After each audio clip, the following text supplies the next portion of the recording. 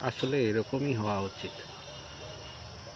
এই গাছটি এমনভাবে খেজুর গাছটিকে